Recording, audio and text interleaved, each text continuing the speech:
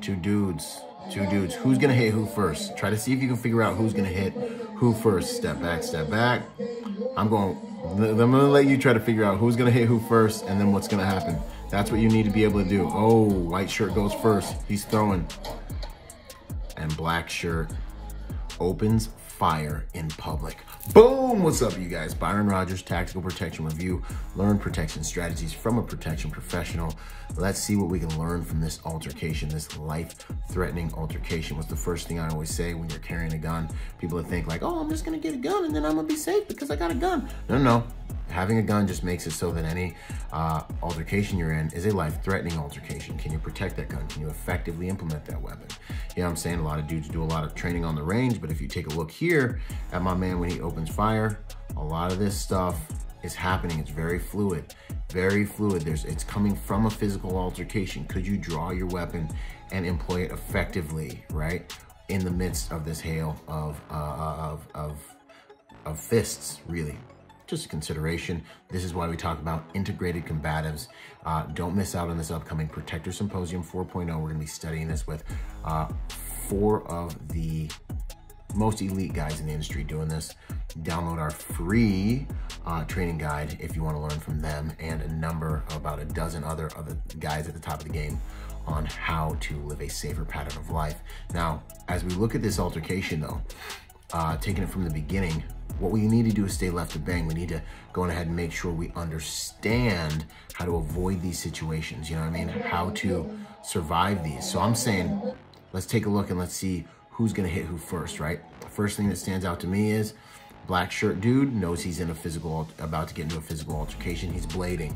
You start blading, protecting vital organs, lowering, slimming down your profile. Obviously, there's a lot more to hit here. There's less to hit here. I'm covering things up. Once you start blading, this is a very protected body language. A lot of guys before they get into a fight, humans before they get into a fight, it's a subconscious thing very often. They're gonna start blading to you, and this kind of just tells you like, yo, dude is uncomfortable. He's protecting himself a little bit. Now, the next thing that stands out to me as we get into this. White shirt dude is leaning forward. He's in it to win it. He is not afraid and he is ready to throw hands. His body language screams head motion. Just look at his head movements. Look at the direction he's leaning. Everything about him. Getting a hand up in the area, kind of testing the environment, taking more space. You see how he takes his hand up and puts it on the table? He's closing distance. Now, my man in the black shirt has been around the block and he actually is picking this up. White shirt dude's body language, he's closing distance, even though it's very sensitive. Men are very sensitive. Something that people don't really realize. We are very sensitive because the codes that we come from, especially these guys, more physical places. And since the beginning of history, you disrespect a dude, we gotta go. There's a duel that comes after that. You know, someone takes off their glove, like my man Dave Chappelle said, someone takes off their glove. I don't know, it was Mad Real World, not Mad Real World, it was Charlie Murphy, Dave Chappelle. Somebody smacks somebody in the face with a glove, I challenge you to a duel. Someone's gotta die after that, man. You know what I'm saying? Disrespect is punishable by death in every code since the beginning of time when it comes to men, right? So here we are, that's our currency. So my man starts closing space, boom, black shirt recognizes what exactly is going on. Dude in the white shirt's obviously not gonna be reasonable. See this adjusting of clothing, all that type of stuff? To me, that tells me that he's physically getting ready. He's preparing his body for combat, okay? And combat is imminent. When I saw this, I was like, white shirt dude for sure is going first.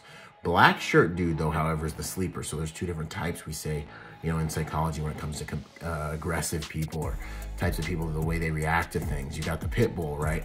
The Pitbull's always barking, arr, arr, arr, arr, right? He might bite you and it sucks. But then you got the Cobra. You know, the Cobra strikes you. By the time you realize the Cobra's striking you, it struck you, it's too late. What we're looking at here is we're looking at a Pitbull who can fight. And we're looking at a Cobra who can kill.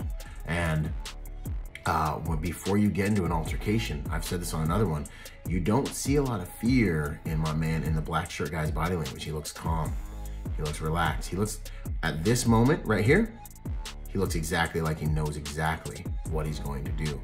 These are target indicators before an altercation. It can give you a hint.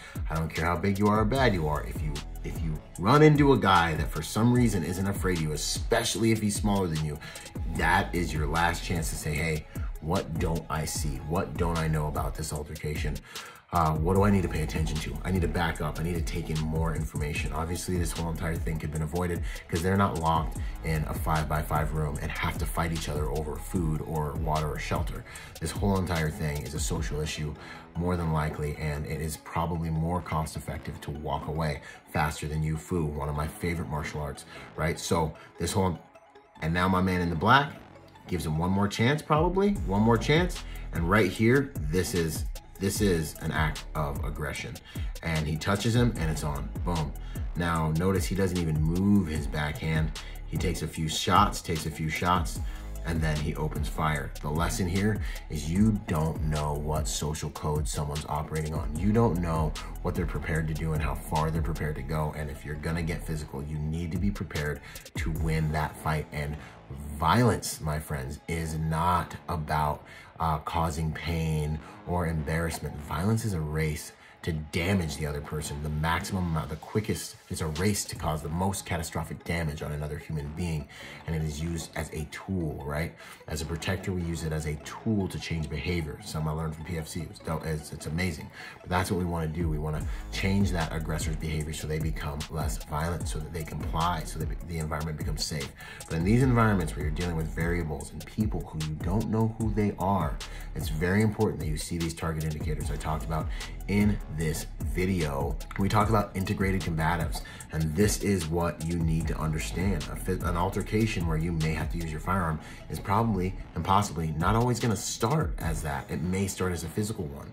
Can you go from hands-on to your weapon? Have you ever drawn your weapon under human pressure, under human contact? Can you earn your draw? Do you know the techniques and tactics to do that? Join us for this Protector Symposium 4.0. Get an online ticket if you can't attend, but these are the things we're going to be covering. So I will see you at protectorsymposium.com. Hope to train with you. Turn on notifications so you don't miss these videos, and share these videos with your friends, your families, and your loved ones, because it's the soft skills that will generally keep you alive. Byron Rodgers, protector by nature and by trade. I'll see you guys on the next piece of content. Out.